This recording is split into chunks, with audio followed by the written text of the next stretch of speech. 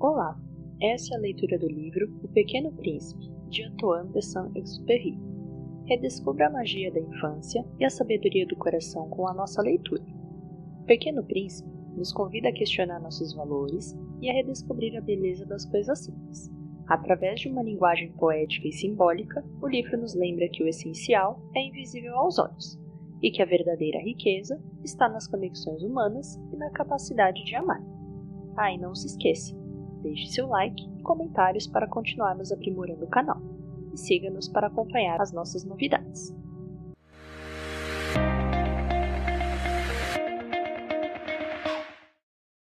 Capítulo 1. Certa vez, quando tinha 6 anos, vi num livro sobre a Floresta Virgem, Histórias Vividas, uma imponente gravura.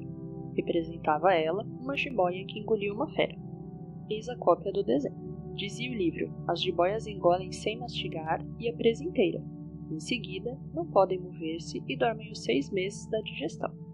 Refleti muito então sobre as aventuras da selva e fiz com lápis de cor o meu primeiro desenho. Meu número 1 era assim. Mostrei minha obra-prima às pessoas grandes e perguntei se o meu desenho lhes fazia medo. Responderam-me: por que é que um chapéu faria medo?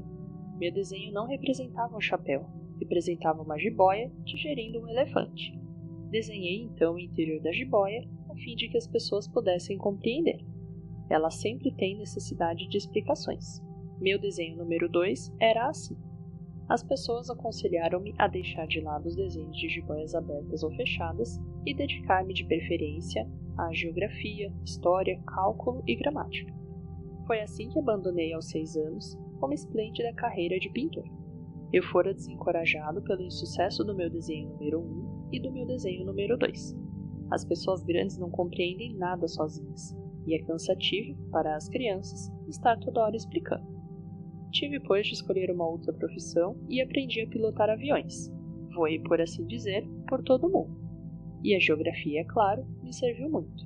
Sabia distinguir num relance a China e o Arizona. É muito útil quando se está perdido na noite. Tive assim, no correr da vida, muitos contatos com muita gente séria. Vivi muito no meio das pessoas grandes. Vi-as muito de perto. Isso não melhorou de modo algum a minha antiga opinião. Quando encontrava uma que me parecia um pouco lúcida, fazia com ela a experiência do meu desenho número 1, que sempre conservei comigo. Eu queria saber se ela era verdadeiramente compreensível. Mas respondia sempre: é um chapéu. Então, eu não lhe falava nem de jiboias, nem de florestas virgens e nem de estrelas. Punha-me ao seu alcance. Falava-lhe de bridge, de golfe, de política, de gravatas, e a pessoa grande ficava encantada de conhecer um homem tão razoável.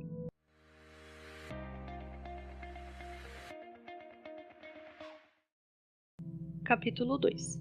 Vivi, portanto, só, sem amigo com quem pudesse realmente conversar, até o dia, cerca de 6 anos atrás, em que tive uma pane no deserto do Saara.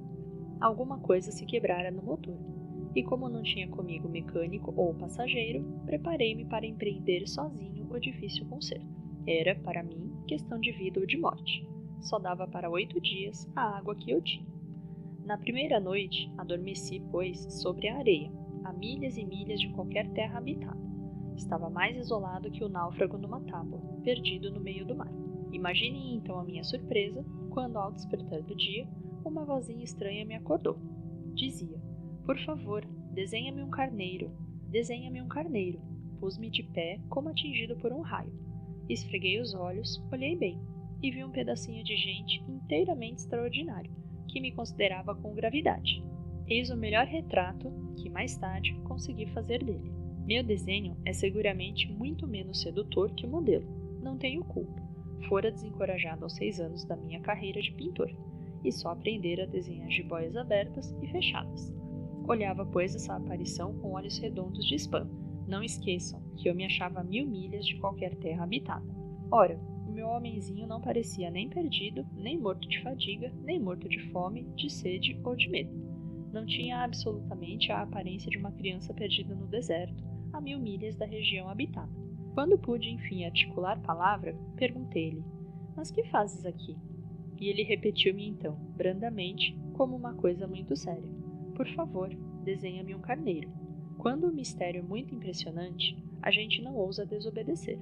Por mais absurdo que aquilo me parecesse, a 1000 milhas de todos os lugares habitados e em perigo de morte, tirei do bolso uma folha de papel e uma caneta. Mas lembrei-me então que eu havia estudado de preferência geografia, história, cálculo e gramática, e disse ao garoto com um pouco de mau humor que eu não sabia desenhar. Respondeu-me: não tem importância, desenha-me um carneiro. Como jamais houvesse desenhado um carneiro, refiz para ele um dos 2 únicos desenhos que sabia, o da jiboia fechada, e fiquei estupefato de ouvir o garoto replicar: não, eu não quero um elefante numa jiboia.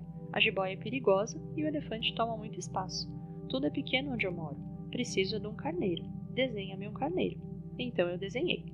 Olhou atentamente e disse: não, esse já está muito doente. Desenha outro. Desenhei de novo. Meu amigo sorriu com indulgência. Bem vês que isto não é um carneiro, é um bode. Olha os chifres. Fiz mais uma vez o desenho, mas ele foi recusado como os precedentes. Este aí é muito velho, quero um carneiro que viva muito. Então, perdendo a paciência, como tinha pressa de desmontar o motor, rabisquei o desenho ao lado e arrisquei: esta é a caixa, o carneiro está dentro. Mas fiquei surpreso de ver iluminar-se a face do meu pequeno juiz. Era assim mesmo que eu queria. Será preciso muito capim para esse carneiro? Por quê? Porque é muito pequeno onde eu moro. Qualquer coisa chega. Eu te dei um carneirinho de nada. Inclinou a cabeça sobre o desenho. Não é tão pequeno assim. Olha, adormeceu. E foi desse modo que eu travei conhecimento um dia com o Pequeno Príncipe.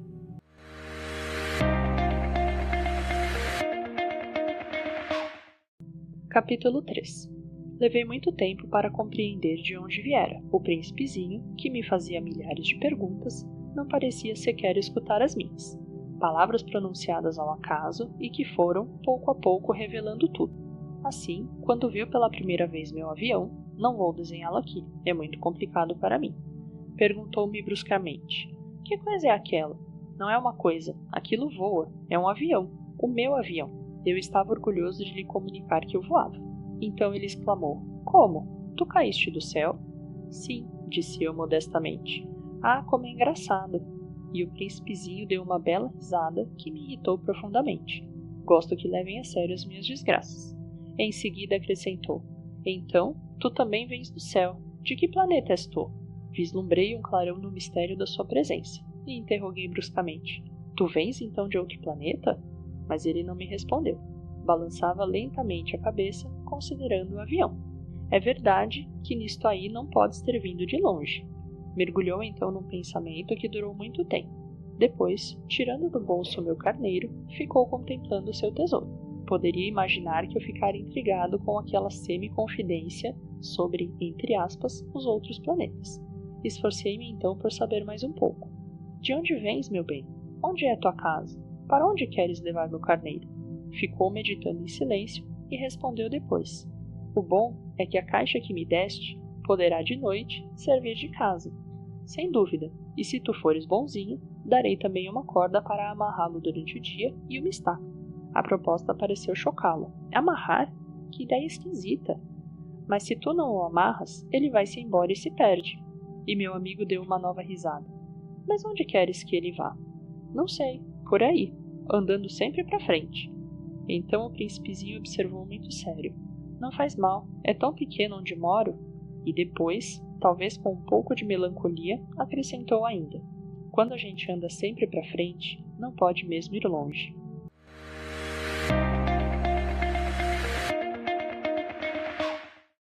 Capítulo 4. Eu aprendera, pois, uma segunda coisa importantíssima. O seu planeta de origem era pouco maior que uma casa.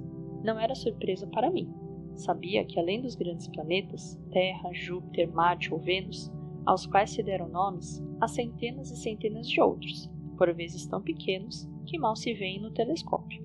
Quando o astrônomo descobre um deles, dá-lhe por nome um número. Chama-o, por exemplo, asteroide 3251. Tenho sérias razões para supor que o planeta de onde vinha o príncipe era o asteroide B612. Esse asteroide só foi visto uma vez ao telescópio em 1909, por um astrônomo turco. Ele fizera na época uma grande demonstração da sua descoberta num congresso internacional de astronomia, mas ninguém lhe dera crédito por causa das roupas que usava. As pessoas grandes são assim. Felizmente, para a reputação do asteroide B612, um ditador turco obrigou o povo, sob pena de morte, a vestir-se à moda europeia. O astrônomo repetiu sua demonstração em 1920 numa elegante casaca. Então, dessa vez, todo o mundo se convenceu. Se lhes dou esses detalhes sobre o asteroide B612 e lhes confio o seu número, é por causa das pessoas grandes. As pessoas grandes adoram os números. Quando a gente lhes fala de um novo amigo, elas jamais se informam do essencial. Não perguntam nunca: qual é o som da sua voz? Quais os brinquedos que prefere? Será que ele coleciona borboletas? Mas perguntam: qual é a sua idade? Quantos irmãos tem ele? Quanto pesa? Quanto ganha seu pai? Somente então é que elas julgam conhecê-lo. Se dizemos às pessoas grandes: vi uma bela casa de tijolos cor-de-rosa, gerânios na janela, pompas no telhado, elas não conseguem de modo nenhum fazer uma ideia da casa. É preciso dizer-lhes: vi uma casa de 600 contos. Então elas exclamam: que beleza! Assim, se a gente lhes disser: a prova de que o príncipezinho existia é que ele era encantador, que ele ria, que ele queria um carneiro, quando alguém quer um carneiro é porque existe. Elas darão de ombros e nos chamarão de criança. Mas se dissermos: o planeta de onde ele vinha é o asteroide B612, ficarão inteiramente convencidas e não amolarão com perguntas. Elas são assim mesmo. É preciso não lhes querer mal por isso. As crianças devem ser muito indulgentes com as pessoas grandes, mas nós que compreendemos a vida, nós não ligamos aos números. Gostaria de ter começado esta história à moda dos contos de fada. Teria gostado de dizer: era uma vez um pequeno príncipe que habitava um planeta pouco maior que ele e que tinha necessidade de um amigo. Para aqueles que compreendem a vida, isto parecia sem dúvida muito mais verdadeiro, porque eu não gosto que leiam meu livro levianamente. Dá-me tanta tristeza narrar essas lembranças. Faz já 6 anos que meu amigo se foi com seu carneiro. Se tento descrevê-lo aqui, é justamente porque não o quero esquecer. É triste esquecer um amigo. Nem todo mundo tem amigos, e eu corro o risco de ficar como as pessoas grandes, que só se interessam por números. Foi por causa disso que comprei uma caixa de tintas e alguns lápis também. É duro pôr-se a desenhar na minha idade, quando nunca se fez outra tentativa, além das jiboias fechadas e abertas nos longínquos 6 anos. Experimentarei, claro, fazer os retratos mais parecidos que puder, mas não tenho muita esperança de conseguir. Um desenho parece passável, outro já é inteiramente diverso. Engano-me também no tamanho. Ora o príncipezinho está muito grande, ora pequeno demais. Hesito também quanto à cor do seu traje. Vou arriscando então, aqui e ali. Enganar-me-ei provavelmente em detalhes dos mais importantes, mas é preciso desculpar. Meu amigo nunca dava explicações. Julgava-me talvez semelhante a ele, mas, infelizmente, não sei ver carneiros através de caixa. Sou um pouco como as pessoas grandes. Acho que envelheci.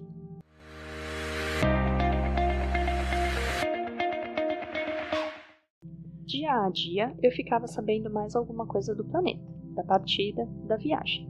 Mas isso devagarinho, ao acaso das reflexões. Foi assim que vim a conhecer no 3º dia o drama dos baobás. Dessa vez, ainda foi graças ao carneiro, pois bruscamente o príncipezinho me interrogou, tomado de grave dúvida. É verdade que os carneiros comem arbustos? Sim, é verdade. Ah, que bom! Não compreendi logo porque era tão importante que os carneiros comessem arbustos. Mas o príncipezinho acrescentou: por conseguinte, eles também comem os baobás? Fiz notar ao príncipezinho que os baobás não são arbustos, mas árvores grandes como igrejas, e que mesmo que ele levasse consigo todo um rebanho de elefantes, eles não chegariam a dar cabo de um único baobá. A ideia de um rebanho de elefantes fez rir ao príncipezinho. Seria preciso colocar um por cima do outro. Mas notou em seguida sabiamente: os baobás, antes de crescer, são pequenos.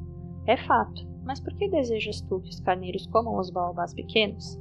Por que haveria de ser? Respondeu-me, como se se tratasse de uma evidência. E foi-me preciso um grande esforço de inteligência para compreender sozinho esse problema. Com efeito, no planeta do príncipezinho havia, como em todos os outros planetas, ervas boas e más. Por conseguinte, sementes boas de ervas boas, sementes más de ervas más. Mas as sementes são invisíveis, elas dormem no segredo da terra até que uma cisme de despertar. Então ela espreguiça e lança timidamente para o sol um inofensivo galinho. Se é de roseira ou rabanete, podemos deixar que cresça à vontade. Mas quando se trata de uma planta ruim, é preciso arrancar logo, mal a tenhamos conhecido. Ora, havia sementes terríveis no planeta do príncipezinho. As sementes de baobá. O solo do planeta estava infestado, e um baobá, se a gente custa descobri-lo, nunca mais se livra dele. Atravancava todo o planeta, perfura-o com suas raízes. E se o planeta é pequeno e os baobás numerosos, o planeta acaba rachando. É uma questão de disciplina, me disse mais tarde o príncipezinho. Quando a gente acaba a toalete da manhã, começa a fazer com cuidado a toalete do planeta. É preciso que a gente se conforme em arrancar regularmente os baobás logo que se distinguem das roseiras, com as quais muitos se parecem quando pequenos. É um trabalho sem graça, mas de fácil execução. E um dia aconselhou-me a tentar um belo desenho que fizesse essas coisas entrarem de uma vez na cabeça das crianças. Se algum dia tiverem de viajar, explicou-me, poderá ser útil para elas. Às vezes, não há inconveniente em deixar um trabalho para mais tarde, mas, quando se trata de baobá, é sempre uma catástrofe. Conheci um planeta habitado por um preguiçoso. Havia deixado 3 arbustos e, de acordo com as indicações do príncipezinho, desenhei o tal planeta. Não gosto de tomar o tom de moralista, mas o perigo dos baobás é tão pouco conhecido e tão grandes os riscos daquele que se perdesse no asteroide que ao menos uma vez faço exceção à minha reserva. E digo, portanto, meninos, cuidado com os baobás. Foi para advertir meus amigos de um período que há tanto tempo que os ameaçava como a mim, sem que pudéssemos suspeitar, que tanto caprichei naquele desenho. A lição que eu dava valia a pena. Perguntarão talvez, por que não há nesse livro outros desenhos tão grandiosos como o desenho dos baobás? A resposta é simples. Tentei, mas não consegui. Quando desenhei os baobás, estava inteiramente possuído pelo sentimento de urgência.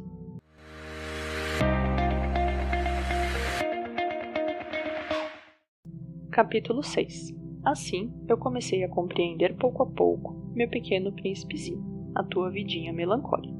Muito tempo não tiveste outra distração que a doçura do pôr do sol. Aprendi esse novo detalhe quando me disseste na manhã do 4º dia. Gosto muito de pôr do sol. Vamos ver um? Mas é preciso esperar. Esperar o quê? Esperar que o sol se ponha. Tu fizeste um ar de surpresa e logo depois riste de ti mesmo. Disseste-me, eu imagino sempre estar em casa. De fato, quando é meio-dia nos Estados Unidos, o sol, todo mundo sabe, está se deitando na França. Bastaria ir à França num minuto para assistir ao pôr do sol. Infelizmente, a França é longe demais, mas, no teu pequeno planeta, bastava apenas recuar um pouco a cadeira, e contemplavas o crepúsculo todas as vezes que desejavas.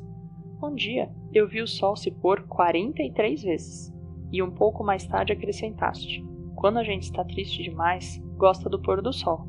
Estavas tão triste assim no dia dos 43, mas o príncipezinho não respondeu.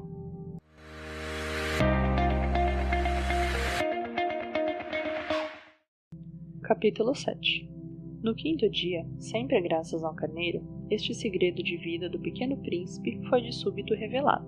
Perguntou-me, sem preâmbulo, como se fora o fruto de um problema muito tempo meditado em silêncio. Um carneiro, se come arbusto, come também as flores? Um carneiro come tudo o que encontra. Mesmo as flores que tenham espinhos? Sim, mesmo as que têm. Então, para que servem os espinhos?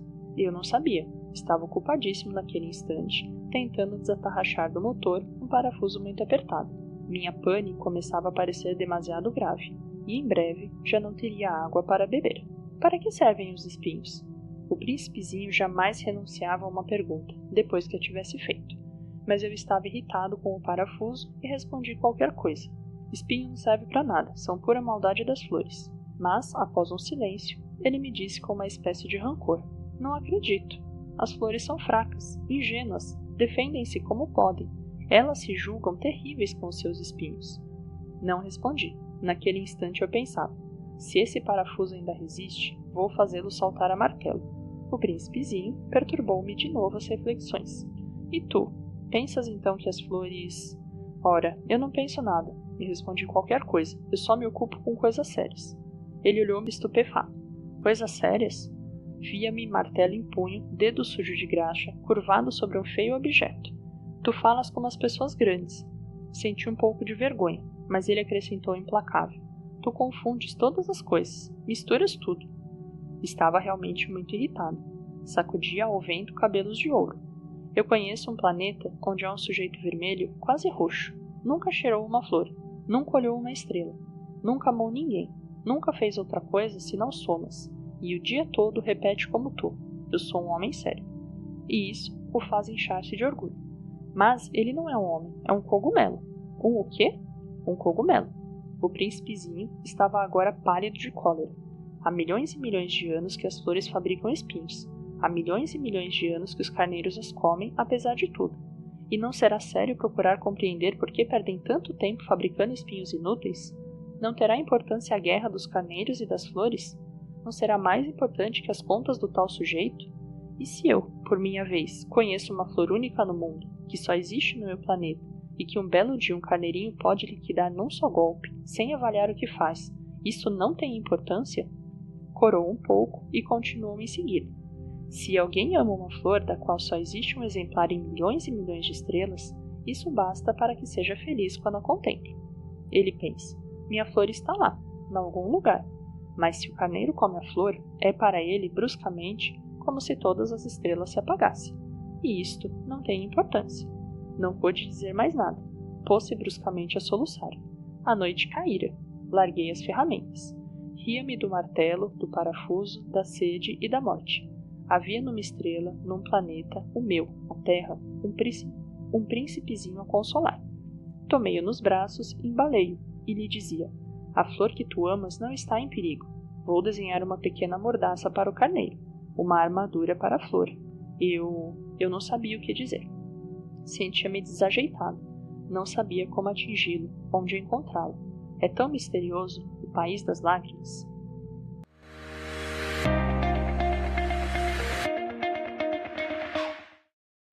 Capítulo 8. Pude bem cedo conhecer melhor aquela flor.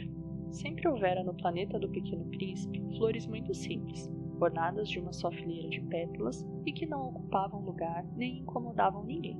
Apareciam certa manhã na relva e já à tarde se extinguiam. Mas aquela brotara um dia de um grão trazido não se sabe de onde, e o príncipezinho vigiara de perto o pequeno broto, tão diferente dos outros. Podia ser uma nova espécie de baobá, mas o arbusto logo parou de crescer, e começou então a preparar uma flor. O príncipezinho, que assistia à instalação de um enorme botão, bem sentiu que sairia dali uma aparição miraculosa, mas a flor não acabava mais de preparar-se, e de preparar sua beleza, no seu verde quarto. Escolhia as cores com cuidado, vestia-se lentamente, ajustava uma a uma suas pétalas. Não queria sair, como os cravos, amarrotada, no radioso esplendor da sua beleza, que ela queria aparecer. Assim, era vaidosa. Sua misteriosa toilette, portanto, durara dias e dias. E eis que uma bela manhã, justamente à hora do nascer do sol, havia-se afinal mostrado. E ela, que se preparara com tanto esmero, disse bocejando, acabo de despertar, desculpe, estou ainda toda despenteada. O príncipezinho, então, não pôde conter o seu espanto. Como és bonita, não é? Respondeu a flor docemente. Nasci ao mesmo tempo que o sol. O príncipezinho percebeu logo que a flor não era modesta, mas era tão comovente. Creio que é hora do almoço, acrescentou ela. Tu poderias cuidar de mim? E o príncipezinho, embaraçado, fora buscar um regador com água fresca e servira à flor. Assim, ela o afligira logo com sua mórbida vaidade.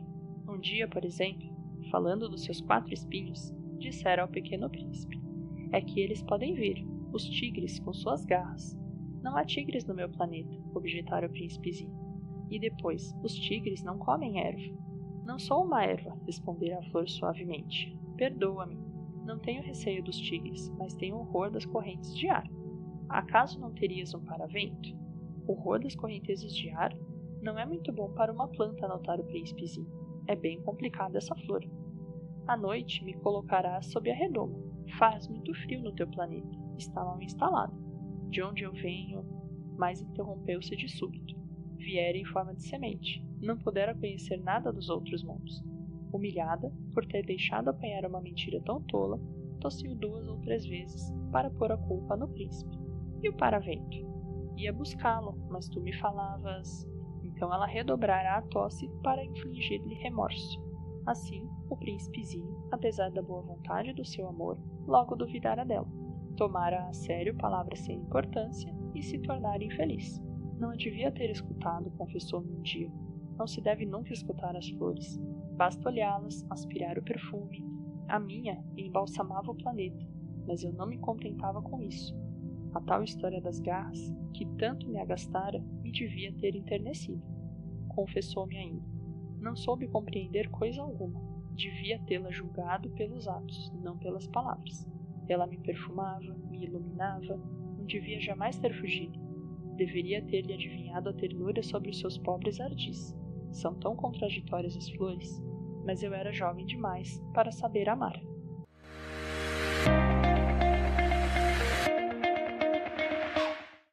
Capítulo 9. Creio que ele aproveitou para evadir-se pássaros selvagens que emigravam. Na manhã da partida, pôs o planeta em ordem. Revolveu cuidadosamente seus 2 vulcões em atividade, pois possuía 2 vulcões, e era muito cômodo para esquentar o almoço. Possuía também um vulcão extinto, mas, como ele dizia, quem é que pode garantir? Revolveu também o extinto. Se eles são tão bem revolvidos, os vulcões queimam lentamente, regularmente e sem erupções. As erupções vulcânicas são como fagulhas de lareira. Na Terra, nós somos muito pequenos para revolver os vulcões, por isso é que nos causam tanto dano. O príncipezinho arrancou também, não sem um pouco de melancolia, os últimos rebentos de baobá. Ele julgava nunca mais voltar, mas todos esses trabalhos familiares lhe pareceram aquela manhã extremamente doces. E, quando regou pela última vez a flor e se dispunha a colocá-la sob a redoma, percebeu que estava com vontade de chorar. Adeus, disse ele à flor. Mas a flor não respondeu. Adeus, repetiu ele. Revolveu cuidadosamente seus 2 vulcões, a flor tossiu, mas não era por causa do resfriado. Eu fui uma tola, disse por fim. Peço-te perdão. Trata de ser feliz.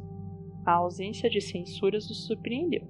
Ficou parado inteiramente sem jeito, com a redoma no ar. Não podia compreender esta calma doçura. É claro que eu te amo, disse-lhe a flor. Foi por minha culpa que não soubeste de nada. Isso não tem importância. Foste tão tolo quanto eu.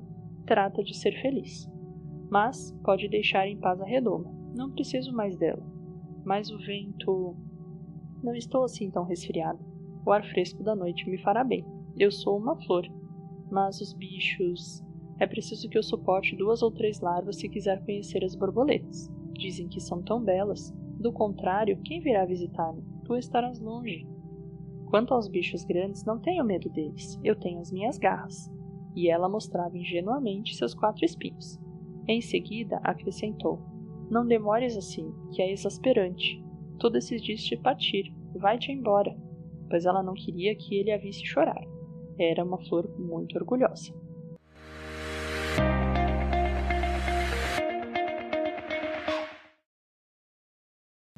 Capítulo 10. Ele se achava na região dos asteroides 325, 26, 27, 28, 29 e 30. Começou, pois, a visitá-los para procurar uma ocupação e se instruir. O primeiro era habitado por um rei. O rei sentava-se vestido de púrpura e arminho num trono muito simples, posto que majestoso. Eis um súdito, exclamou o rei ao dar com o príncipezinho. E o príncipezinho perguntou a si mesmo: como pode ele reconhecer-me se jamais me viu? Ele não sabia que para os reis o mundo é muito simplificado. Todos são súditos. Aproxima-te para que eu te veja melhor, disse o rei, todo orgulhoso de poder ser rei para alguém. O príncipezinho procurou com olhos onde sentar-se, mas o planeta estava todo atravancado pelo magnífico manto de arminho. Ficou então de pé, mas como estava cansado, bocejou. É contra a etiqueta bocejar na frente do rei, disse o monarca. Eu o proíbo. Não posso evitá-lo, disse o príncipezinho confuso. Fiz uma longa viagem e não dormi nada. Então, disse o rei, eu te ordeno que bocejes. Há anos que não vejo ninguém bocejar. Os bocejos são uma raridade para mim. Vamos, boceja, é uma ordem. Isso me intimida. Eu não posso mais, disse o príncipezinho todo vermelho. Aham, respondeu o rei. Então eu te ordeno, ora bocejares e ora... Ele gaguejava um pouco e parecia vexado, porque o rei fazia questão fechada que sua autoridade fosse respeitada. Não tolerava desobediência. Era um monarca absoluto. Mas, como era muito bom, dava ordens razoáveis. Se eu ordenasse, costumava dizer, que um general se transformasse em gaivota e o general não me obedecesse, a culpa não seria do general, seria minha. Posso sentar-me? Interrogou timidamente o príncipezinho. Eu te ordeno que te sentes, respondeu-lhe o rei, que puxou majestosamente um pedaço do manto de Armin. Mas o príncipezinho se espantava. O planeta era minúsculo. Sobre quem reinaria o rei? Majestade, eu vos peço perdão de ousar interrogar-vos. Eu te ordeno que me interrogues, apressou-se o rei a declarar. Majestade, sobre quem é que reinais? Sobretudo, respondeu o rei, com uma grande simplicidade. Sobretudo? O rei, com um gesto discreto, designou seu planeta, os outros e também as estrelas. Sobre tudo isso? Sobre tudo isso, respondeu o rei, pois ele não era apenas um monarca absoluto, era também um monarca universal. E as estrelas vos obedecem? Sem dúvida, disse o rei, obedecem prontamente. Eu não tolero indisciplina. Um tal poder maravilhou o príncipezinho. Se ele fosse detentor do mesmo, teria podido assistir não a 44, mas a 72, ou mesmo a 100, ou mesmo a 200 pores do sol no mesmo dia, sem precisar sequer afastar a cadeira. E como se sentisse um pouco triste à lembrança do seu pequeno planeta abandonado, ousou solicitar do rei uma graça. Eu desejava ver um pôr do sol. Fazei-me esse favor. Ordenai ao sol que se ponha. Se eu ordenasse a meu general voar de uma flor a outra como borboleta, ou escrever uma tragédia, ou transformasse em gaivota, e o general não executasse a ordem recebida, quem, ele ou eu, estaria errado? Vós, respondeu com firmeza o príncipezinho. Exato. É preciso exigir de cada um o que cada um pode dar, replicou o rei. A autoridade repousa sobre a razão. Se ordenares a teu povo que ele se lance ao mar, farão todos revolução. Eu tenho o direito de exigir obediência, porque minhas ordens são razoáveis. E meu pôr do sol? Lembrou o príncipezinho, que nunca esquecia a pergunta que houvesse formulado. Teu pôr do sol, tu o terás. Eu o exigirei. Mas eu esperarei na minha ciência de governo que as condições sejam favoráveis. Quando serão? Indagou o príncipezinho. Hã? Respondeu o rei, que consultou inicialmente um grosso calendário. Será lá por volta de 7h40 esta noite, e tu verás como sou bem obedecido. O príncipezinho bocejou. Lamentava o pôr do sol que perdera, e depois já estava se aborrecendo um pouco. Não tenho mais nada que fazer aqui, disse ao rei. Vou prosseguir minha viagem. Não partas, respondeu o rei, que estava orgulhoso de ter um súdito. Não partas. Eu te faço ministro. Ministro de quê? Da justiça. Mas não há ninguém a julgar. Quem sabe, disse o rei. Ainda não dei a volta no meu reino. Estou muito velho. Não tenho lugar para a carruagem e andar cansa-me muito. Mas eu já vi, disse o príncipe, que se inclinou para dar ainda uma olhadela do outro lado do planeta. Não consigo ver ninguém. Tu julgarás a ti mesmo, respondeu-lhe o rei. É o mais difícil. É bem mais difícil julgar a si mesmo que julgar os outros. Se consegues julgar-te bem, és um verdadeiro sábio. Mas eu posso julgar-me a mim próprio em qualquer lugar, replicou o príncipezinho. Não preciso, para isso, ficar morando aqui. Ah, disse o rei, eu tenho quase certeza de que há um velho rato no meu planeta. Eu o escuto de noite. Tu poderás julgar este rato. Tu o condenarás à morte de vez em quando. Assim, a tua vida dependerá da tua justiça. Mas tu o perdoarás cada vez, para economizá-la, pois só temos um. Eu? Respondeu o príncipezinho. Eu não gosto de condenar à morte, e acho que vou-me embora. Não, disse o rei, mas o príncipezinho, tendo acabado os preparativos, não quis afligir o velho monarca. Se vossa majestade deseja ser prontamente obedecido, poderá dar-me uma ordem razoável. Poderia ordenar-me, por exemplo, que partisse em menos de 1 minuto. Parece-me que as condições são favoráveis. Como o rei não dissesse nada, o príncipezinho hesitou um pouco. Depois, suspirou e partiu. Eu te faço meu embaixador, apressou-se o rei em gritar. Tinha um ar de grande autoridade. As pessoas grandes são muito esquisitas, pensava durante a viagem o príncipezinho.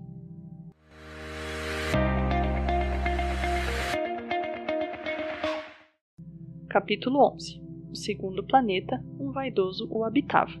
Um admirador vem visitar-me, exclamou de longe o vaidoso, mal vira o príncipe, porque para os vaidosos, os outros homens são sempre admiradores.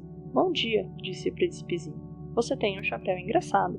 É para agradecer, exclamou o vaidoso. Para agradecer quando me aclamam. Infelizmente não passa ninguém por aqui. Sim? Disse o príncipezinho sem compreender. Bate as mãos uma na outra, aconselhou o vaidoso. O príncipezinho bateu as mãos uma na outra. O vaidoso agradeceu modestamente, erguendo o chapéu. Ah, isso é mais divertido que a visita do rei, disse consigo mesmo o príncipezinho, e recomeçou a bater as mãos uma na outra. O vaidoso recomeçou a agradecer, tirando o chapéu. Após 5 minutos de exercício, o príncipezinho cansou-se com a monotonia do brinquedo. E para o chapéu cair, perguntou ele, que é preciso fazer? Mas o vaidoso não ouviu. Os vaidosos só ouvem os elogios. Não é verdade que tu me admiras muito? Perguntou ele ao príncipezinho. Que quer dizer admirar? Admirar significa reconhecer que eu sou o homem mais belo, mais rico, mais inteligente, mais bem vestido de todo o planeta. Mas só há você no seu planeta. Dá-me esse gosto. Admira-me mesmo assim. Eu te admiro, disse o príncipezinho, dando de ombros. Mas como pode isso interessar-te? E o príncipezinho foi-se embora. As pessoas grandes são decididamente muito bizarras, e a ele pensando pela viagem afora.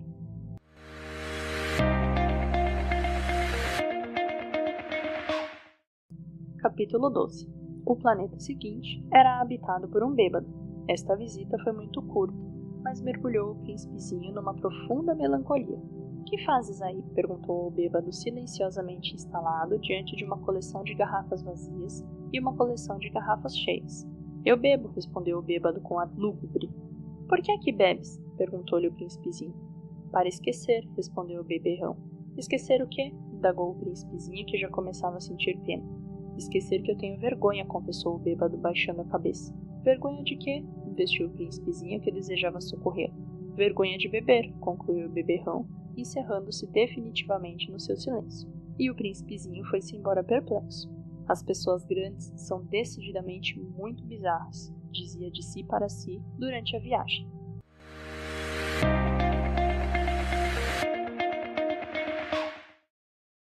Capítulo 13. O quarto planeta era o homem de negócios. Estava tão ocupado que não levantou sequer a cabeça à chegada do príncipe. Bom dia, disse-lhe este. O seu cigarro está apagado. 3 e 2 são 5. 5 e 7, 12. 12 e 3, 15. Bom dia. 15 e 7, 22. 22 e 6, 28. Não há tempo para acender de novo. 26, 5. 31. São, pois, 501.622.731. 500 milhões de quê? Hã? Ainda estás aqui? 501 milhões de... Eu não sei mais. Tenho tanto trabalho. Sou um sujeito sério. Não me preocupo com ninharias. 2 e 5, 7...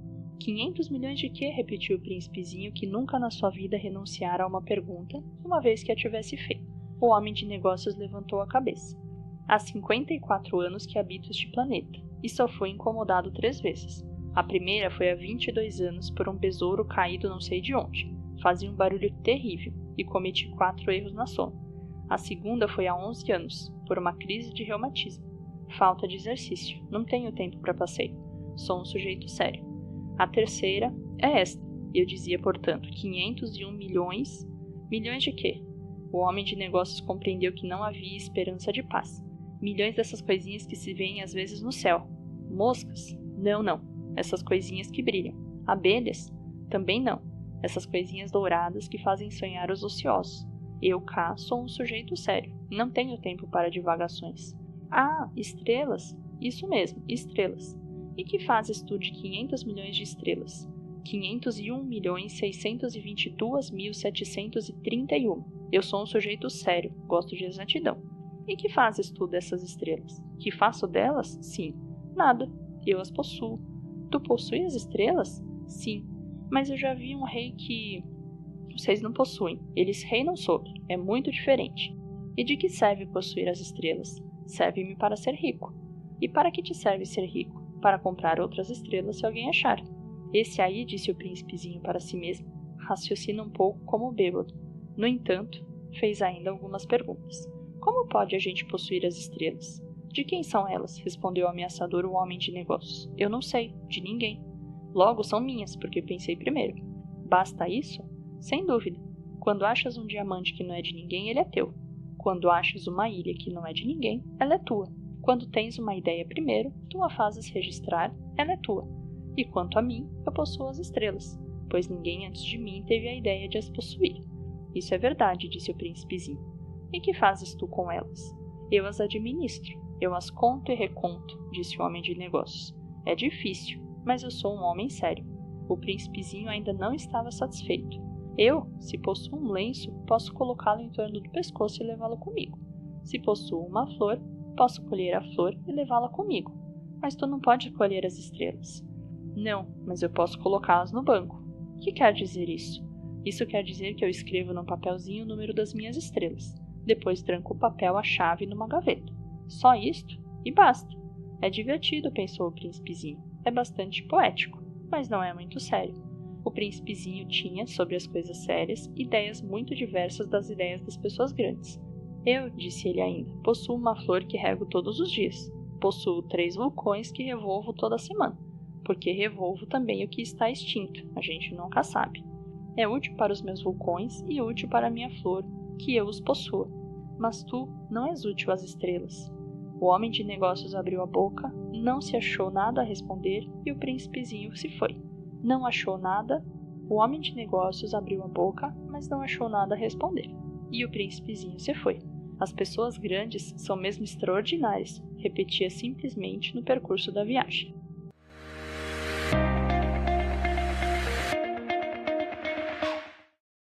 Capítulo 14. O 5º planeta era muito curioso. Era o menor de todos.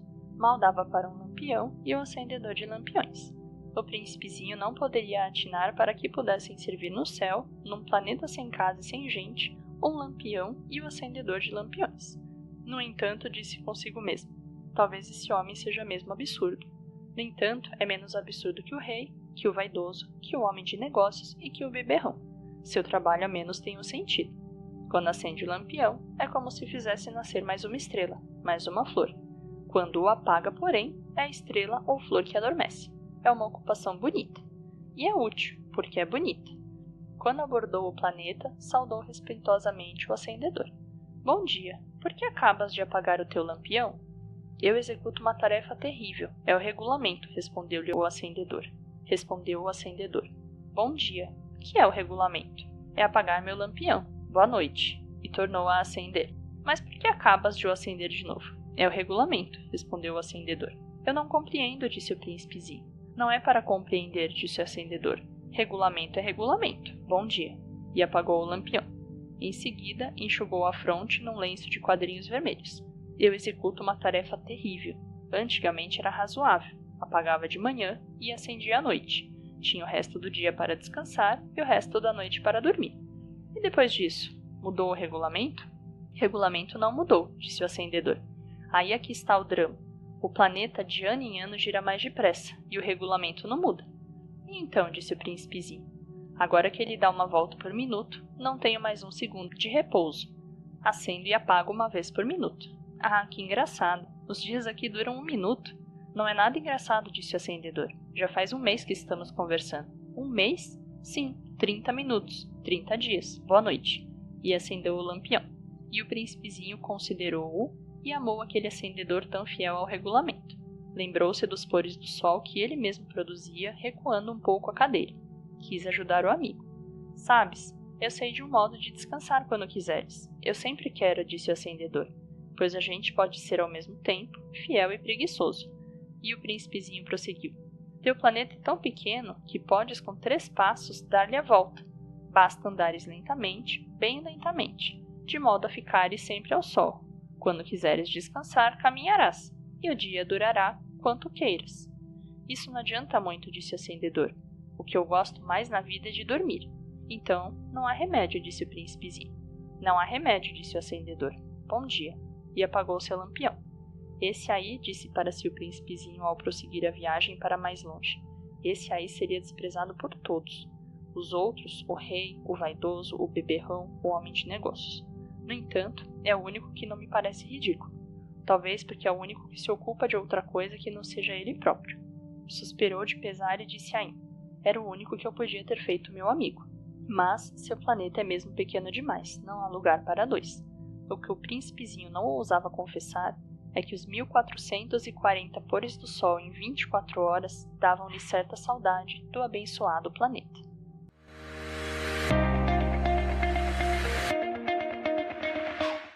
Capítulo 15. O 6º planeta era 10 vezes maior. Era habitado por um velho que escrevia livros enormes. Bravo! Eis um explorador! Exclamou ele, logo que viu o príncipezinho. O príncipezinho assentou-se na mesa, ofegante. Já viajara tanto. De onde vens? Perguntou-lhe o velho. Que livro é esse? Perguntou-lhe o príncipezinho. Que faz o senhor aqui? Sou geógrafo, respondeu o velho. Que é um geógrafo? Perguntou o príncipezinho. É um sábio que sabe onde se encontram os mares, os rios, as cidades, as montanhas e os desertos. É bem interessante, disse o príncipezinho. Eis afinal uma verdadeira profissão. E lançou-lhe um olhar em torno de si no planeta do geógrafo. Nunca havia visto o planeta tão majestoso. O seu planeta é muito bonito. Haverá oceanos neles? Como hei de saber? Disse o geógrafo. Ah, o príncipezinho estava decepcionado. E montanhas? Como hei de saber? Disse o geógrafo. E cidades, e rios, e desertos? Como hei de saber? Disse o geógrafo pela terceira vez. Mas o senhor é geógrafo. É claro, disse o geógrafo, mas não sou explorador. Há uma falta absoluta de exploradores. Não é o geógrafo que vai contar as cidades, os rios, montanhas, mares, oceanos e desertos. O geógrafo é muito importante para estar passeando. Não deixa um instante à escrivaninha, mas recebe os exploradores, interroga-os, anota suas lembranças. E se as lembranças de alguns lhes parecem interessantes, o geógrafo estabelece um inquérito sobre a moralidade do explorador. Por quê? Porque um explorador que mentisse produziria catástrofes nos livros de geografia, como o explorador que bebesse demais. Por quê? Perguntou o príncipezinho. Porque os bêbados vêm dobrado. Então o geógrafo anotaria 2 montanhas onde há uma só. Conheço alguém, disse o príncipezinho, que seria um mau explorador. É possível. Pois bem, quando a moralidade do explorador parece boa, faça uma investigação sobre a sua descoberta. Vai-se ver? Não, seria muito complicado. Mas exige-se do explorador que ele forneça provas. Tratando-se, por exemplo, de uma grande montanha, ele trará grandes pedras. O geógrafo de súbito se entusiasmou. Mas tu vens de longe. Tu és explorador. Tu me vais descrever o teu planeta. E o geógrafo, tendo aberto seu caderno, apontou o seu lápis. Anotam-se primeiro a lápis as narrações dos exploradores. Espera-se para cobrir a tinta que o explorador tenha fornecido provas. Então, interrogou o geógrafo. Onde eu moro, disse o príncipezinho, não é interessante, é muito pequeno. Eu tenho 3 vulcões. 2 vulcões em atividade e um vulcão extinto. A gente nunca sabe. A gente nunca sabe, repetiu o geógrafo. Tenho também uma flor. Mas nós não anotamos as flores, disse o geógrafo. Por que não? É o mais bonito. Porque as flores são efêmeras. O que quer dizer efêmera? As geografias, disse o geógrafo, são os livros de mais valor. Nunca ficam fora de moda. É muito raro que um monte troque de lugar. É muito raro um oceano esvaziar-se. Nós escrevemos coisas eternas. Mas os vulcões extintos podem se reanimar, interrompeu o príncipezinho. O que quer dizer efêmera? Que os vulcões estejam extintos ou não, isso dá no mesmo para nós, disse o geógrafo. O que nos interessa é a montanha. Ela não muda. Mas que quer dizer efêmera? Repetiu o príncipezinho, que nunca na sua vida renunciara a uma pergunta que tivesse feito. Quer dizer, ameaçada da próxima desaparição. Minha flor está ameaçada de próxima desaparição? Sem dúvida. Minha flor é efêmera, disse o príncipezinho, e não tem mais que 4 espinhos para defender-se do mundo, e eu a deixei sozinha. Foi seu primeiro movimento de remorso. Mas retomou coragem. Que me aconselhas a visitar? Perguntou ele. Planeta Terra, respondeu-lhe o geógrafo. Goza de grande reputação. E o príncipezinho se foi, pensando na flor.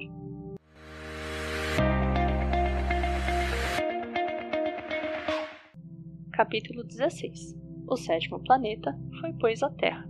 A Terra não é um planeta qualquer. Contam-se lá 112 reis, não esquecendo, é claro, os reis negros.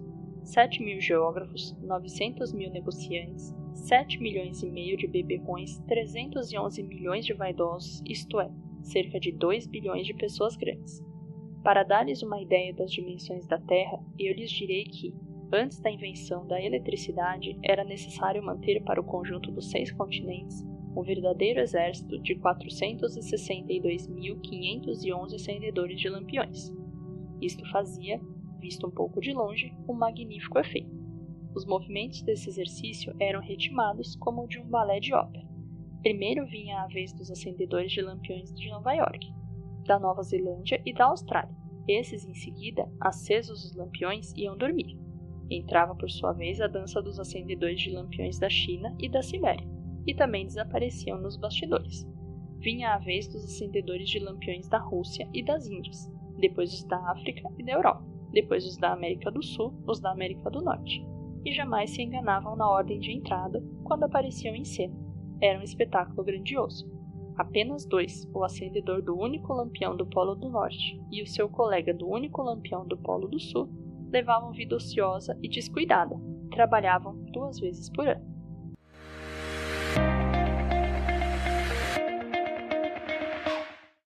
Capítulo 17. Quando a gente quer fazer graça, mente às vezes um pouco. Não fui lá muito honesto ao lhes falar dos acendedores de lampiões. Corro o risco de dar, a aqueles que não conhecem o nosso planeta, uma falsa ideia dele. Os homens ocupam, na verdade, muito pouco lugar na superfície da Terra. Se os 2 bilhões de habitantes que povoam a Terra se mantivessem de pé, colados um ao outro, como para um comício, acomodar-se-iam facilmente numa praça pública de 20 milhas de comprimento por 20 de largura. Poder-se-ia ajuntar a humanidade toda na menor das ilhas do Pacífico. As pessoas grandes não acreditarão, é claro. Elas julgam ocupar muito espaço. Imaginam-se tão importantes como os baobás. Digam-lhes, pois, que façam o cálculo. Elas adoram os números. Ficarão contentes com isso. Mas vocês não percam tempo com este problema de aritmética. Inútil. Vocês acreditam em mim. O príncipezinho, uma vez na terra, ficou, pois, muito surpreso de não ver ninguém. Já receara ter se enganado de planeta, quando um anel cor de lua remexeu na areia. Boa noite, disse o príncipezinho inteiramente ao acaso. Boa noite, disse a serpente. Em que planeta me encontro? Perguntou o príncipezinho. Na Terra. Na África, respondeu a serpente. Ah, e não há ninguém na Terra? Tu és um bichinho engraçado, disse ele, fino como um dedo. Aqui é o deserto, não há ninguém nos desertos. A terra é grande, disse a serpente. O príncipezinho sentou-se numa pedra e ergueu os olhos para o céu. As estrelas são todas iluminadas. Não será para que cada um possa um dia encontrar a sua? Olha o meu planeta. Está justamente em cima de nós, mas como está longe. Teu planeta é belo, disse a serpente. Que vens fazer aqui? Tive dificuldades com uma flor, disse o príncipe. Ah, exclamou a serpente, e se calaram. Onde estão os homens? Repetiu enfim o príncipezinho. A gente está um pouco só no deserto. Entre os homens também, disse a serpente. O príncipezinho olhou-a longamente. Tu és um bichinho engraçado, disse ele, fino como um dedo. Mas sou mais poderosa do que o dedo de um rei, disse a serpente. O príncipezinho sorriu. Tu não és tão poderosa assim. Não tens sequer umas patas. Não podes sequer viajar. Eu posso levar-te mais longe que um navio, disse a serpente. Ela enrolou-se na perninha do príncipe como um bracelete de ouro. Aquele que eu toco, eu devolvo à terra de onde veio, continuou a serpente. Mas tu és puro, tu vens de uma estrela. O príncipezinho não respondeu. Tenho pena de ti, tão fraco, nesta terra de granito. Posso ajudar-te um dia, se tiveres muita saudade do teu planeta. Posso... Eu compreendi muito bem, disse o príncipezinho. Mas por que fala sempre por enigmas? Eu os resolvo todos, disse a serpente. E calaram-se os dois.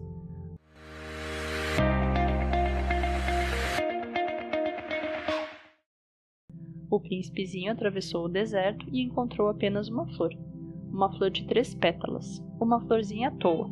Bom dia, disse o príncipe. Bom dia, disse a flor. Onde estão os homens? Perguntou polidamente. A flor um dia vira passar uma caravana. Os homens, eu creio que existem 6 ou 7. Vi-os há muitos anos, mas não se pode nunca saber onde se encontram. O vento os leva. Eles não têm raízes. Eles não gostam das raízes. Adeus, disse o príncipezinho. Adeus, disse a flor.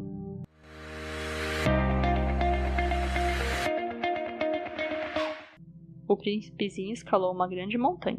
As únicas montanhas que conhecera eram os 3 vulcões que lhe davam pelo joelho. O vulcão extinto servia-lhe de tamborete. De montanha tão alta, pensava ele, verei todo o planeta e todos os homens. Mas só se viu agulhas de pedra pontudas. Bom dia, disse ele inteiramente ao léu. Bom dia, bom dia, bom dia, respondeu o eco. Quem és tu? Perguntou o príncipezinho. Quem és tu? Quem és tu? Quem és tu? Respondeu o eco. Sede meus amigos, eu estou só, disse ele. Estou só, estou só, estou só, respondeu o eco. Este planeta é todo seco, pontudo e salgado. Que planeta engraçado, pensou então. É todo seco, pontudo e salgado, e os homens não têm imaginação. Repetem o que a gente diz. No meu planeta, eu tinha uma flor. E era sempre ela que falava primeiro.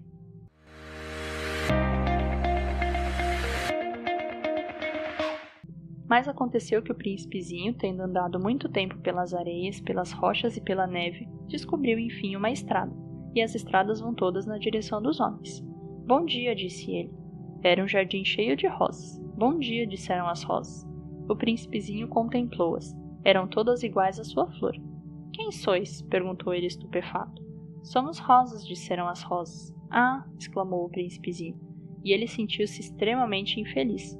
Sua flor lhe havia contado que ela era única, de sua espécie em todo o universo. E eis que havia 5.000 iguaizinhas num só jardim. Ela haveria de ficar bem vermelha, pensou ele, se visse isso. Começaria a tossir, fingiria morrer para escapar ao ridículo. E eu não teria que fingir que cuidava dela, porque senão, só para me humilhar, ela era bem capaz de morrer de verdade. Depois refletiu ainda. Eu me julgava rico de uma flor sem igual, e há apenas uma rosa comum que eu possuo. Uma rosa e 3 vulcões que me dão pelo joelho, um dos quais extinto para sempre.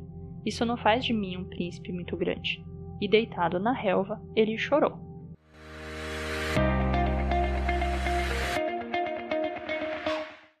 E foi então que apareceu a raposa. Bom dia, disse a raposa. Bom dia, respondeu polidamente o príncipezinho, que se voltou, mas não viu nada. Eu estou aqui, disse a voz debaixo da macieira. Quem és tu? Perguntou o príncipezinho. Tu és bem bonita. Sou uma raposa, disse a raposa. Vem brincar comigo, propôs o príncipezinho. Estou tão triste. Eu não posso brincar contigo, disse a raposa. Não me cativaram ainda. Ah, desculpa, disse o príncipezinho. Após uma reflexão, acrescentou. Que quer dizer cativar? Tu não és daqui, disse a raposa. Que procuras? Procuro os homens, disse o príncipezinho. Que quer dizer cativar? Os homens, disse a raposa, têm fuzis e caçam. É bem incômodo. Criam galinhas também. É a única coisa interessante que eles fazem. Tu procuras galinhas? Não, disse o príncipezinho. Eu procuro amigos. Que quer dizer cativar? É uma coisa muito esquecida, disse a raposa. Significa criar laços. Criar laços? Exatamente, disse a raposa. Tu não és ainda para mim senão um garoto inteiramente igual a 100.000 outros garotos. E eu não tenho necessidade de ti. E tu não tens também necessidade de mim. Não passo a teus olhos de uma raposa igual a 100.000 outras raposas. Mas, se tu me cativas, nós teremos necessidade um do outro. Serás para mim único no mundo, e eu serei para ti única no mundo. Começa a compreender, disse o príncipezinho. Existe uma flor, eu creio que ela me cativou. É possível, disse a raposa. Vê-se tanta coisa na terra. Não foi na terra, disse o príncipezinho. A raposa pareceu intrigada. Num outro planeta? Sim. Há caçadores nesse planeta? Não. Que bom. E galinhas? Também não. Nada é perfeito, suspirou a raposa. Mas a raposa voltou à sua ideia. Minha vida é monótona. Eu caço as galinhas e os homens me caçam. Todas as galinhas se parecem e todos os homens se parecem também. Por isso que eu me aborreço um pouco. Mas se tu me cativas, minha vida será como que cheia de sol. Conhecerei um barulho de passos que será diferente dos outros. Os outros passos me fazem entrar debaixo da terra. O teu me chamará para fora da toca como se fosse música. E depois, olha, vês lá longe os campos de trigo? Eu não como pão. O trigo para mim é inútil. Os campos de trigo não me lembram coisa alguma. E isso é triste. Mas tu tens cabelo cor de ouro. Então será maravilhoso quando me tiveres cativado. O trigo que é dourado fará lembrar-me de ti. E eu amarei o barulho do vento no trigo. A raposa calou-se e considerou por muito tempo o príncipe. Por favor, cativa-me, disse ela. Bem quisera, disse o príncipezinho, mas eu não tenho muito tempo. Tenho amigos a descobrir e muitas coisas a conhecer. A gente só conhece bem as coisas que cativou, disse a raposa. Os homens não têm mais tempo de conhecer coisa alguma. Compram tudo prontinho nas lojas. Mas como não existem lojas de amigos, os homens não têm mais amigos. Se tu queres um amigo, cativa-me. O que é preciso fazer? Perguntou o príncipezinho. É preciso ser paciente, respondeu a raposa. Tu te sentarás primeiro um pouco longe de mim, assim, na relva. E eu te olharei com o canto do olho e tu não dirás nada. A linguagem é uma fonte de mal-entendidos. Mas cada dia te sentarás mais perto. No dia seguinte, o príncipezinho voltou. Teria sido melhor voltares à mesma hora, disse a raposa. Se tu vens, por exemplo, às 4 da tarde, desde as 3, eu começarei a ser feliz. Quanto mais a hora for chegando, mais eu me sentirei feliz. Às 4 horas, então, estarei inquieta e agitada. Descobrirei o preço da felicidade. Mas se tu vens a qualquer momento, nunca saberei a hora de preparar o coração. É preciso ritos. Que é um rito? Perguntou o príncipezinho. É uma coisa muito esquecida também, disse a raposa. É o que faz com que um dia seja diferente dos outros, uma hora das outras horas. Os meus caçadores, por exemplo, possuem um rito. Dançam na quinta-feira com as moças da aldeia. A quinta-feira, então, é o dia maravilhoso. Vou passear até a vinha. Se os caçadores dançassem qualquer dia, os dias seriam todos iguais e eu não teria férias. Assim, o príncipezinho cativou a raposa. Mas quando chegou a hora da partida, a raposa disse: Eu vou chorar. A culpa é tua, disse o príncipezinho. Eu não te queria fazer mal, mas tu quiseste que eu te cativasse. Quis, disse a raposa. Mas tu vais chorar, disse o príncipezinho. Vou, disse a raposa. Então não sais lucrando nada. Eu lucro, disse a raposa, por causa da cor do trigo. Depois ela acrescentou: Vai rever as rosas. Tu compreenderá que a tua é única ao mundo. Tu voltarás para me dizer adeus, e eu te farei presente de um segredo. Foi o príncipezinho rever as rosas. Vós não sois absolutamente iguais à minha rosa. Vós não sois nada ainda. Ninguém ainda vos cativou, nem cativastes a ninguém. Sois como era a minha raposa. Era uma raposa igual a 100.000 outras, mas eu fiz dela um amigo. Ela agora é única no mundo. E as rosas estavam desapontadas.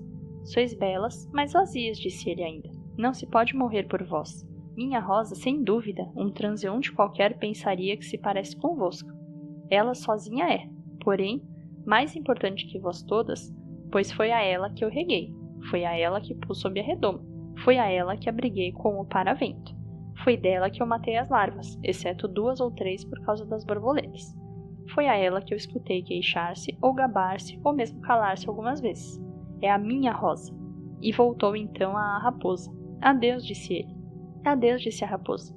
Eis o meu segredo. É muito simples. Só se vê bem com o coração. O essencial é invisível para os olhos. O essencial é invisível para os olhos, repetiu o príncipezinho a fim de se lembrar. Foi o tempo que perdeste com tua rosa que fez tua rosa tão importante. Foi o tempo que eu perdi com a minha rosa, repetiu o príncipezinho a fim de se lembrar. Os homens esqueceram essa verdade, disse a raposa. Mas tu não a deves esquecer. Tu te tornas eternamente responsável por aquilo que cativas. Tu és responsável pela rosa. Eu sou responsável pela minha rosa, repetiu o príncipezinho a fim de se lembrar.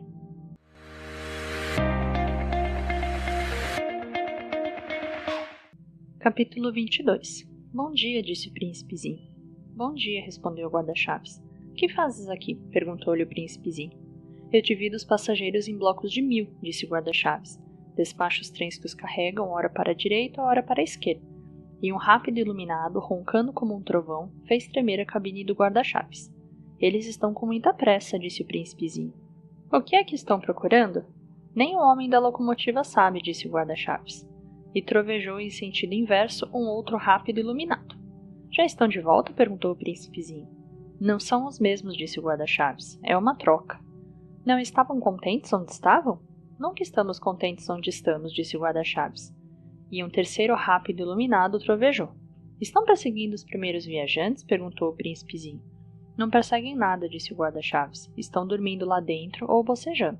Só as crianças esmagam o nariz nas vidraças. Só as crianças sabem o que procuram, disse o príncipezinho. Perdem tempo como uma boneca de pano e a boneca se torna muito importante. E choram quando a gente toma. Elas são felizes, disse o guarda-chaves.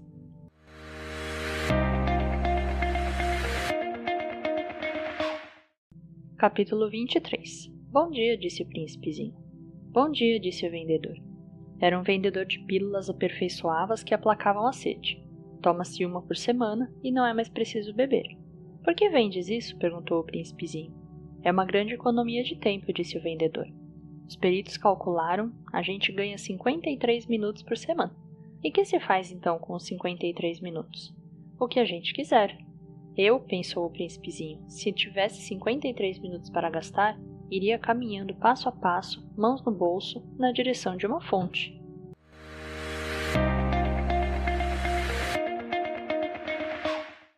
Capítulo 24. Estávamos no 8º dia de minha pane. Justamente quando bebia a última gota da minha provisão de água, foi que ouvi a história do vendedor. Ah, disse o príncipezinho, são bem bonitas as tuas lembranças, mas eu não consertei ainda meu avião. Não tenho mais nada para beber e eu seria feliz. Eu também, se pudesse ir caminhando passo a passo, mãos no bolso, na direção de uma fonte. Minha amiga raposa me disse: meu caro, não se trata mais de raposa. Por quê? Porque vamos morrer de sede. Ele não compreendeu o meu raciocínio e respondeu: é bom ter tido um amigo, mesmo se a gente vai morrer.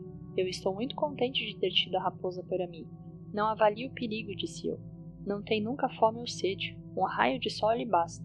Mas ele me olhou e respondeu ao que eu pensava. Tenho sede também. Procuremos um poço. Eu fiz um gesto de desânimo. É absurdo procurar um poço ao acaso na imensidão do deserto. No entanto, pusemos-nos a caminho. Já tínhamos andado horas em silêncio quando a noite caiu e as estrelas começaram a brilhar. Eu as via como em sonho, porque tinha um pouco de febre por causa da sede.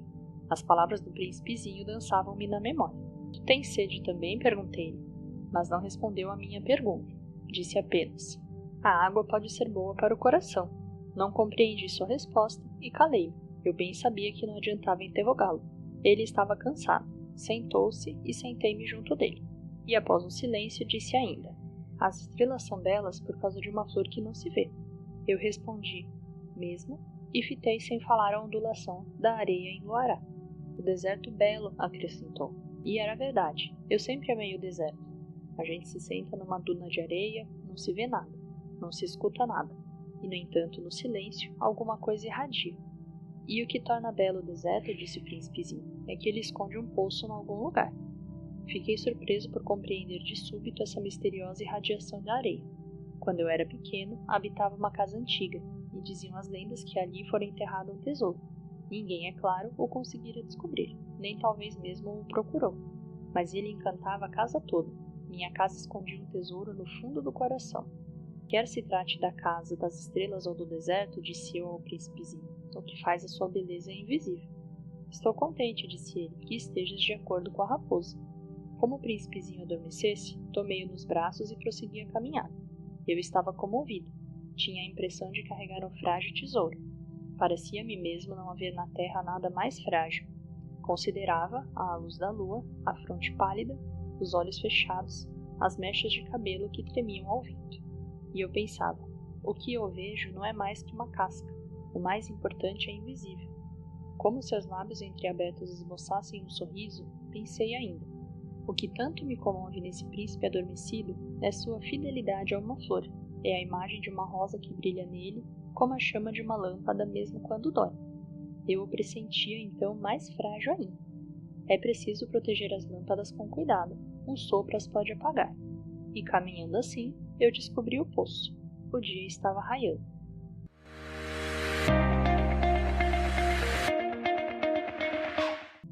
Capítulo 25. Os homens, disse o príncipezinho, se enfurnam nos rápidos, mas não sabem o que procuram. Então eles se agitam, ficam rodando à toa, e acrescentou: e isso não adianta. O poço a que tínhamos chegado não se parecia de forma alguma com os poços do Saara. Os poços do Saara são simples buracos na areia. Aquele parecia um poço da aldeia, mas não havia ali aldeia alguma, e eu julgava sonhar. É estranho, disse eu ao príncipezinho. Tudo está preparado, a roldana, o balde e a corda. Ele riu, pegou a corda, fez girar a roldana. E a roldana gemeu como gemem os velhos cataventos quando o vento dormiu por muito tempo. Tu escutas, disse o príncipe. Estamos acordando o poço. Ele canta. Eu não queria que ele fizesse esforço. Deixa que eu puxe, disse eu. É muito pesado para o teu tamanho.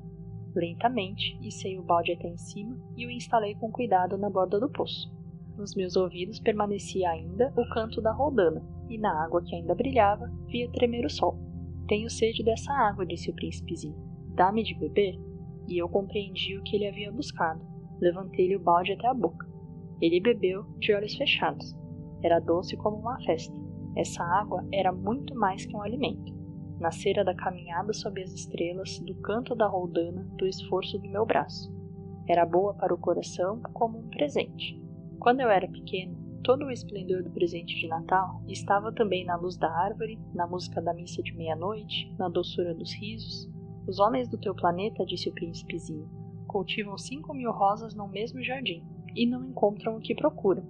Não encontram, respondi. E no entanto o que eles buscam poderia ser achado numa só rosa, ou num pouquinho d'água. É verdade, e o príncipezinho acrescentou. mas os olhos são cegos, é preciso buscar com o coração. Eu havia bebido, respirava facilmente. A areia é cor de mel quando amanhece, e a cor de mel me fazia feliz. Por que haveria eu de estar triste? É preciso, disse baixinho o príncipe, que cumpras a tua promessa. Ele estava de novo, sentado junto de mim. Que promessa? Tu sabes, a mordaça do meu carneiro. Eu sou responsável pela flor. Tirei do bolso as minhas tentativas de desenho. O príncipezinho os viu e disse rindo. Teus baobás parecem um pouco repolhos. Eu estava tão orgulhoso dos meus baobás. Tua raposa, as orelhas dela parecem chifres, são compridas demais. Ele riu outra vez. Tu és injusto, meu bem. Eu só sabia desenhar jiboias abertas e fechadas. Não faz mal, disse ele. As crianças entendem. Rabisquei, portanto, uma pequena mordaça. Mas sentia, ao entregá-la, um aperto no coração. Tu tens projetos que eu ignoro. Ele não me respondeu, mas disse. Lembras-te da minha queda na terra? Amanhã será o aniversário. Depois, após um silêncio, acrescentou. Caí pertinho daqui. E ficou vermelho ao dizê-lo. E de novo, sem compreender porquê, eu senti um estranho pesar. No entanto, ocorreu minha pergunta. Então não foi por acaso que vagava sozinho quando te encontrei há 8 dias, a milhas e milhas de qualquer região habitada? Não estarias voltando ao ponto da queda? O príncipezinho ficou vermelho de novo. E eu acrescentei hesitando. Terá sido por causa do aniversário? O príncipezinho ficou mais vermelho. Não respondia nunca às perguntas, mas quando a gente fica vermelho, não é o mesmo que dizer sim? Ah, disse-lhe eu tenho medo, mas ele respondeu. Tu deves agora trabalhar, ir em busca do teu aparelho. Espero-te aqui. Volta amanhã de tarde. Mas eu não estava tranquilo. Lembrava-me da raposa. A gente corre o risco de chorar um pouco quando se deixou cativar.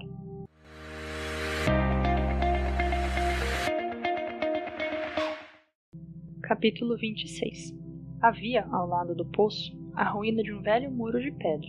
Quando voltei do trabalho, no dia seguinte, vi de longe o príncipezinho sentado no alto com as pernas balançando. E eu o escutei dizer, Tu não te lembras então? Não foi bem aqui o lugar. Uma outra voz devia responder-lhe, porque replicou em seguida. Não, não estou enganado. O dia é este, mas não o lugar. Prossegui o caminho para o muro. Continuava a não ver ninguém. No entanto, o príncipezinho replicou novamente. Está bem, tu verás onde começa, na areia, o sinal dos meus passos. Basta esperar-me. Estarei ali esta noite. Eu me achava a 20 metros do muro e continuava a não ver nada. O príncipezinho disse ainda, após um silêncio.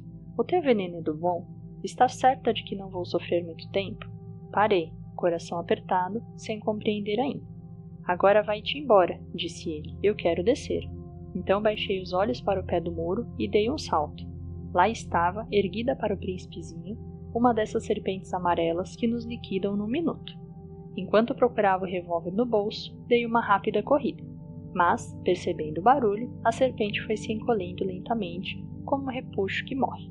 E, sem se apressar demais, enfiou-se entre as pedras num leve tinir de metal. Cheguei ao muro a tempo de receber nos braços o meu caro príncipezinho, pálido como a neve. Que história é essa? Tu conversas agora com as serpentes? Desatei o nó do seu eterno lenço dourado. Umedeci-lhe as têmporas, dei-lhe água. E agora não ousava perguntar-lhe coisa alguma. Olhou-me gravemente e passou-me os bracinhos no pescoço. Sentia-lhe o coração bater de encontro ao meu, como o de um pássaro que morre atingido pela carabina. Ele me disse, estou contente de teres descoberto o defeito do maquinismo. Vais poder voltar para casa. Como soubeste disso? Eu vinha justamente anunciar-lhe que, contra toda expectativa, havia realizado o concerto. Nada respondeu à minha pergunta, mas acrescentou, eu também volto hoje para casa. Depois, com melancolia, ele disse, é bem mais longe, bem mais difícil. Eu percebia claramente que algo de extraordinário se passava. Apertava-o nos braços como se fosse uma criancinha, mas tinha a impressão de que ele ia deslizando verticalmente no abismo sem que eu nada pudesse fazer para detê-lo. Seu olhar estava sério, perdido ao longe. Tenho o teu carneiro, e a caixa para o carneiro, e a mordaça. Agora, vai-te embora, disse ele. Eu quero descer.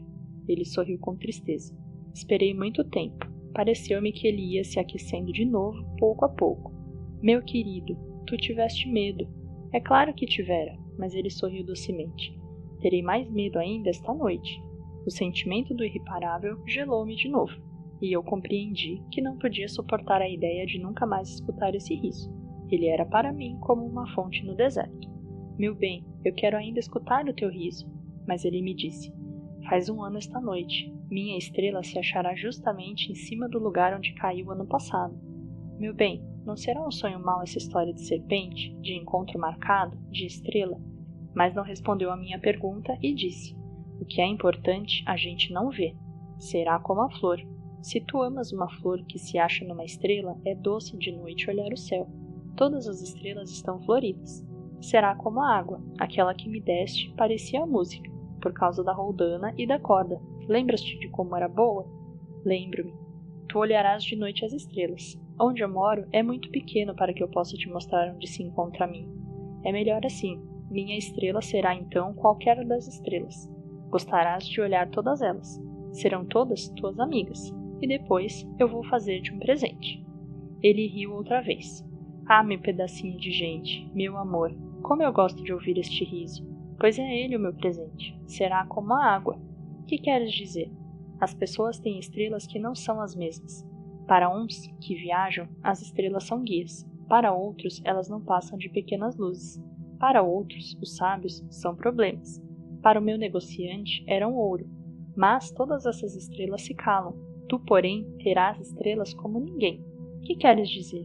Quando olhares o céu de noite, porque habitarei uma delas, porque numa delas estarei rindo, então será como se todas as estrelas te rissem, e tu terás estrelas que sabem rir. E ele riu mais uma vez. E quando te houveres consolado, a gente sempre se consola, tu te sentirás contente por teres me conhecido. Tu serás sempre meu amigo, terás vontade de rir comigo, e abrirás às vezes a janela à toa, por gosto, e teus amigos ficarão espantados de ouvir-te rir olhando o céu. Tu explicarás então, sim, as estrelas, elas sempre me fazem rir. E eles te julgarão maluco, será uma peça que te prego. E riu de novo. Será como se eu te houvesse dado, em vez de estrelas, montões de guizos que riem. E riu de novo, mais uma vez. Depois, ficou sério. Esta noite, tu sabes, não venhas. Eu não te deixarei. Eu parecerei sofrer, eu parecerei morrer. É assim, não venhas ver, não vale a pena. Eu não te deixarei. Mas ele estava preocupado. Eu digo isto também por causa da serpente. É preciso que não te morda. As serpentes são más. Podem morder por gosto. Eu não te deixarei. Mas uma coisa o tranquilizou. Elas não têm veneno, é verdade, para uma segunda mordida. Essa noite não o vi pôr-se a caminho. Evadiu-se sem rumor. Quando consegui apanhá-lo, caminhava decidido a passo rápido. Disse-me apenas, estás aqui. E ele me tomou pela mão. Mais afligiu-se ainda. Fizeste mal, tu sofrerás. Eu parecerei morto e não será verdade. Eu me calava. Tu compreendes, é longe demais, eu não posso carregar este corpo, é muito pesado. Eu me calava. Mas será como uma velha casca abandonada. Uma casca de árvore não é triste. Eu me calava. Perdeu um pouco de coragem, mas fez ainda um esforço. Será bonito, sabe? Eu também olharei as estrelas. Todas as estrelas serão postos com uma roldana enferrujada. Todas as estrelas me darão de beber. Eu me calava. Será tão divertido. Tu terás 500 milhões de guizos. Eu terei 500 milhões de fontes. E ele se calou também, porque estava chorando. É aqui. Deixa-me dar um passo sozinho. E sentou-se porque tinha medo. Disse ainda. Tu sabes, minha flor, eu sou responsável por ela. Ela é tão frágil, tão ingênua, tem 4 espinhos de nada para defendê-la do mundo. Eu sentei-me também, pois não podia mais ficar de pé. Ele disse, pronto, acabou-se.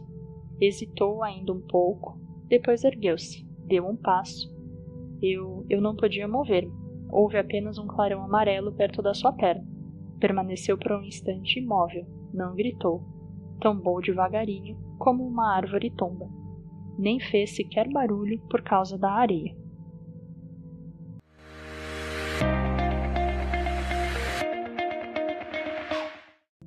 Capítulo 27.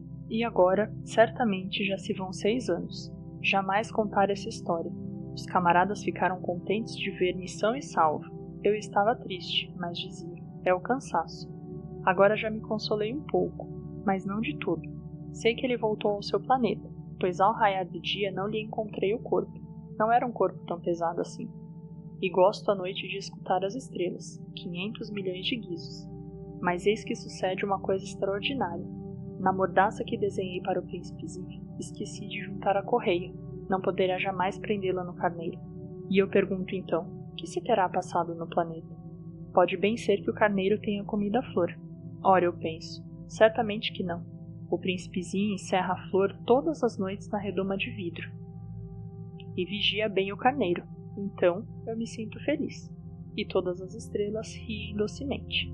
Ora, eu digo, uma vez ou outra a gente se distrai e basta isto. Esqueceu uma noite a redoma de vidro ou o carneiro saiu de mansinho sem que se fosse notado. Então os guizos se transformam todos em lágrimas. Eis aí um mistério bem grande. Para vocês, que amam também o príncipezinho, como para mim, todo o universo muda de sentido. Se num lugar que não sabemos onde, um carneiro que não conhecemos comeu ou não uma rosa. Olhem o céu, perguntem, terá ou não terá o carneiro comido a flor? E verão como tudo fica diferente. E nenhuma pessoa grande jamais compreenderá que isso tenha tanta importância. Esta é para mim a mais bela paisagem do mundo, e também a mais triste, e a mesma da página precedente, mas desenhei-a de novo para mostrá-la bem. Foi aqui que o príncipezinho apareceu na terra e desapareceu depois. Olhem atentamente esta paisagem para que estejam certos de reconhecê-lo, se viajarem um dia na África através do deserto. E se acontecer passarem por ali, eu lhes suplico que não tenham pressa e que esperem um pouco bem debaixo da estrela. Se então o menino vem ao encontro de vocês, se ele ri, se tem cabelos de ouro, se não responde quando interrogam, adivinharão quem é. Então, por favor, não me deixem tão triste. Escrevam-me depressa que ele voltou.